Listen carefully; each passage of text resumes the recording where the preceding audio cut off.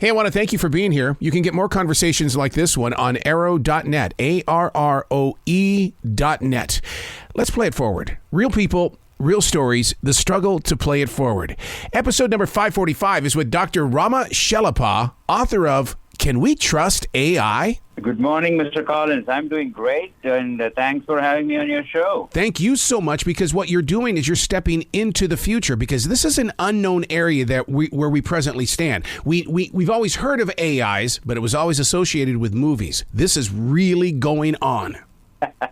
Well, what I like to say, Mr. Collins, is that if AI were a human being in our country, it will be ready to collect Social Security and Medicare. It's actually 66 years old. Because the 1956 is when some of the best minds in the country met at Dartmouth and started wondering about what this field is going to look like. And so artificial intelligence was born kind of at that time. So I like to tell people, it looks like AI just came last week, but no, it's been around. I had no clue. I honestly had no clue, because I did think that it was something that popped out of the 1990s as we were jumping into this digital age.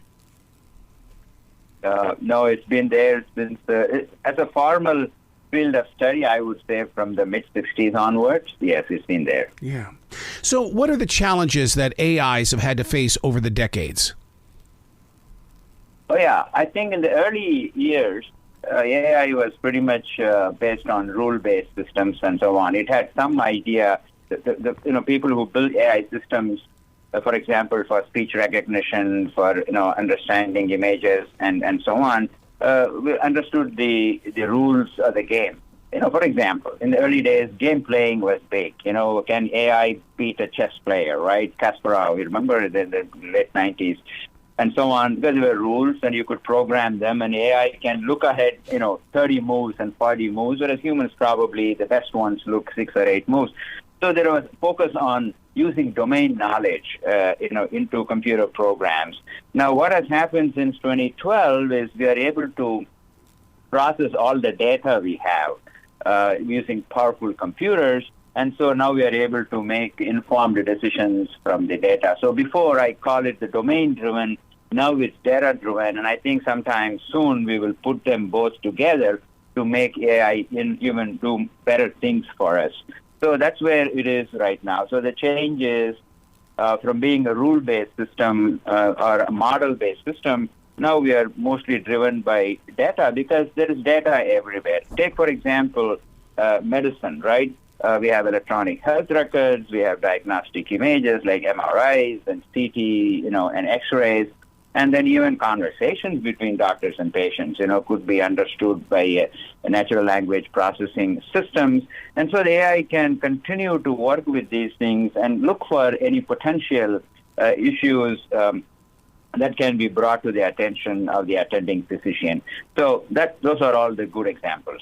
One of the things that's, I guess, because American businesses and stuff like that, major corporations such as iHeartRadio and Amazon and people like this have announced that AI services are what's helping them become stronger companies. But at the same time, a lot of people are losing their positions in their jobs. But they don't see that as being a threat. It just says, no, you can go do something else now, because we're going to let the AIs do what you were doing. Yeah, but Mr. Collins, this has been going on since the Industrial Revolution, right? It's not just happening as AI. In the good old days, when machines came and people were losing jobs and so forth. But this happens all the time. When a new technology comes, some jobs may be lost. But I think we need to help people who are affected, retrain them, and then get them to do the new things. So, for example, let me give a simple example. In the late 70s, when I was a graduate student, I will actually go to a physical travel agency and buy my ticket. I don't know. You remember that? Yes. And now, who goes there? We all do it using airline website. So what happened to all those jobs? Well, they probably temporarily were lost. But the people who were affected by it, somebody should help them to get better trained, better educated, and so on, and so they can look at other kinds of jobs. So this has been happening.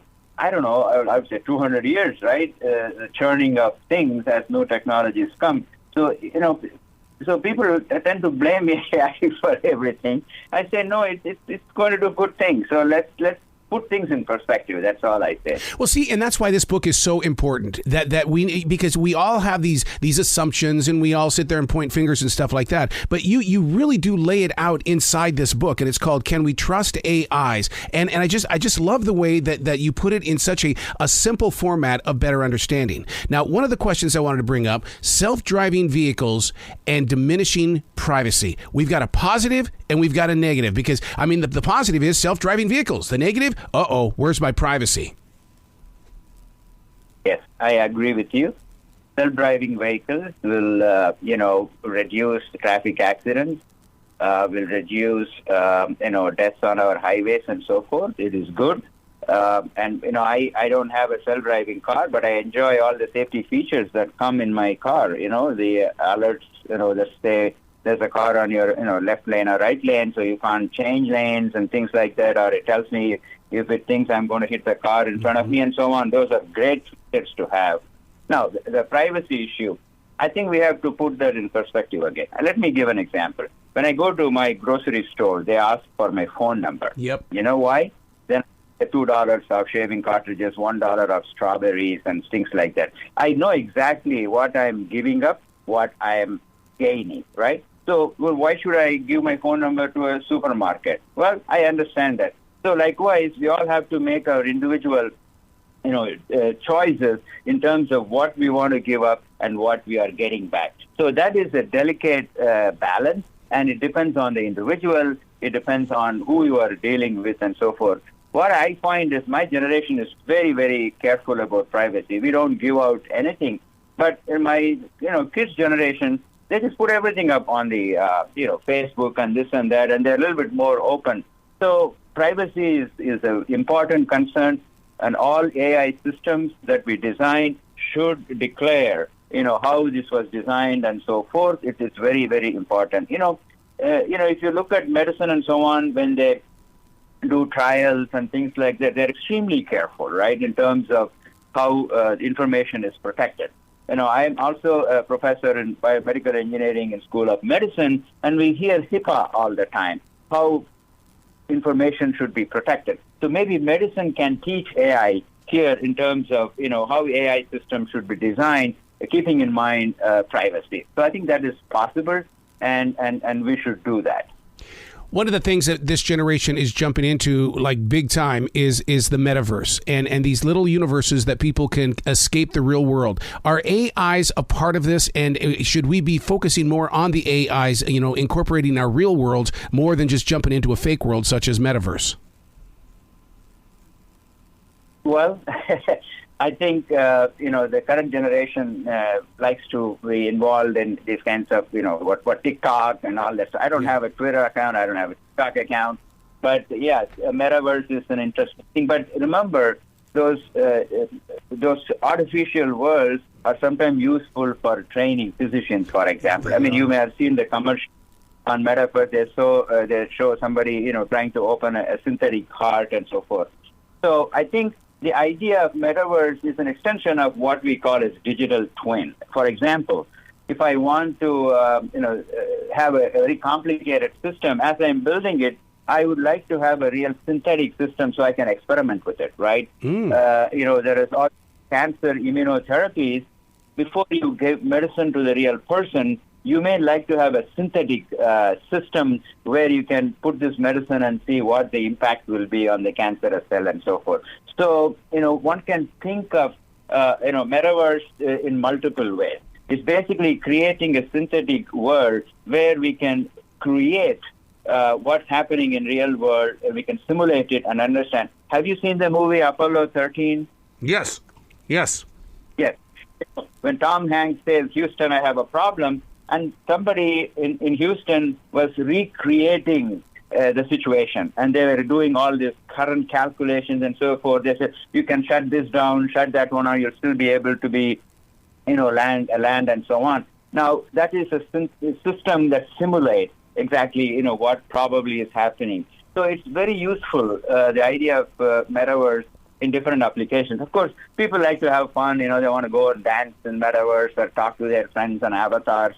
Yeah, it's like that stuff, but there are other applications we can think of. And it's not a totally alien concept. As I say, you can view it as an extension of a digital twin or what we saw in Apollo 13, You make it sound so exciting. I mean, you have had. I mean, you're a student of this every single day, and it's just amazing how you just make it seem like, wow, grow with this because it's going to be with us forever. Yes, I think AI is here to stay.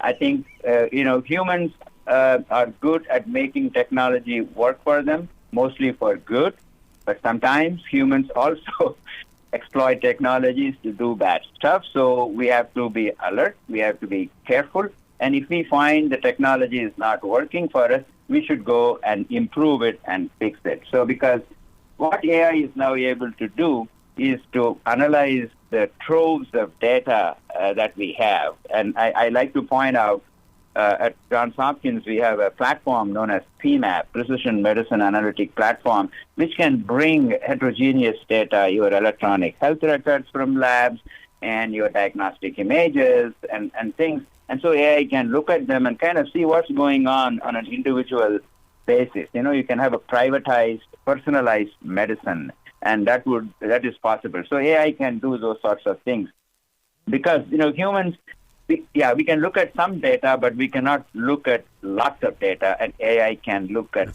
tons of data. That's right. That's so true. The name of the book, Can We Trust AIs? Listeners need to understand that when they purchase the book, there is a code that will get them 30% off, and that is HAI 30 HAI 30. Doctor, you got to come back to this show anytime in the future. I love where your heart is. I love how you are sharing with us the things that we fear it, but you're saying don't fear it. You just be present with it. Yes, let's keep AI as our friend. But sometimes even friends misbehave, right? You're so true. That's so true. Yeah. So then what do? You tell the friend, no, you can't do that, right? So we can tell that to AI. And AI will listen. I love it. Well, you be brilliant today, okay, sir? Thank you so much, and have a great day. And again, thanks for having me on your show.